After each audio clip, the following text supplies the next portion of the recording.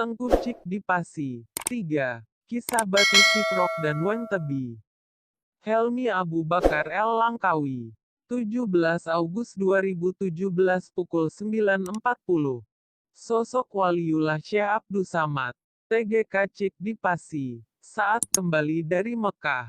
Dan setelah beberapa tahun menetap di kampung kelahirannya, beliau pergi berkholwat pada perguruan seorang tengku tapa di Gunung Geredong, Kabupaten Aceh Tengah selama lebih kurang 2 tahun.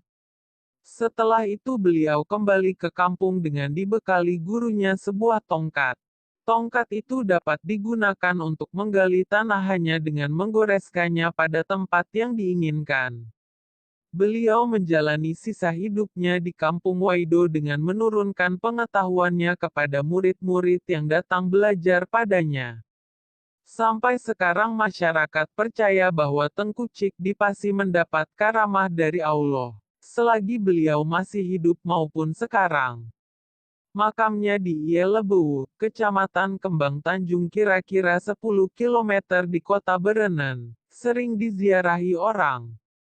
Kepercayaan demikian antara lain terlihat pada potongan-potongan kain putih yang digantungkan pada makam Pupanji. Batu nisan dan makam juga diselubungi dengan kain putih.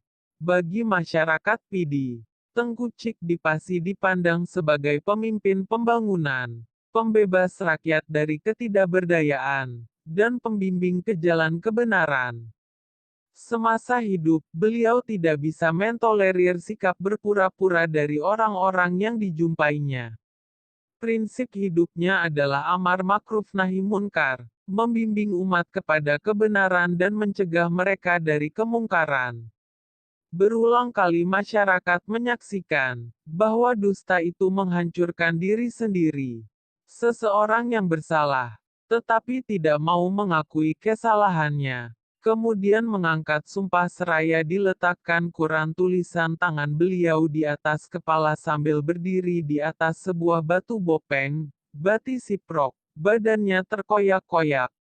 Al-Quran tulisan tangan beliau dikenal dengan serebek. Sangat banyak karamah waliullah tersebut dalam kehidupan sehari-hari yang tidak sempat diceritakan dalam tulisan.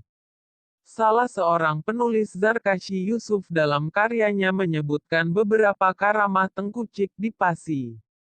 Di antaranya, beliau menceritakan bahwa pada suatu hari ketika beliau pulang menuju Waido, beliau singgah sebentar di kawasan Gampong Belang Kecamatan Simpang 3. Karena merasa kehausan beliau meminta seteguk air tebu yang sedang diperas oleh salah seorang penduduk Gampong Belang tersebut. Persisnya di Kedai Gampong Belang sekarang. Air tebu yang diperas warga tadi akan dimasak menjadi manisan. Air tebu diperas dengan menggunakan weng tebi, alat peras, yang ditarik oleh kerbau. Tengku Cik menghampiri warga tersebut dan meminta sedikit air tebu yang diperasnya. Orang tadi tidak mau memberikannya dengan alasan air tebunya mau dimasak untuk manisan dan bukan untuk diminum. Mendengar jawaban tersebut Tengku Cik langsung bergegas pulang menuju Waido. Dalam perjalanan pulang beliau tanpa sengaja menoleh ke belakang. Terlihat Weng Tubi tadi mengikutinya tanpa ditarik oleh kerbau. Sungguh aneh.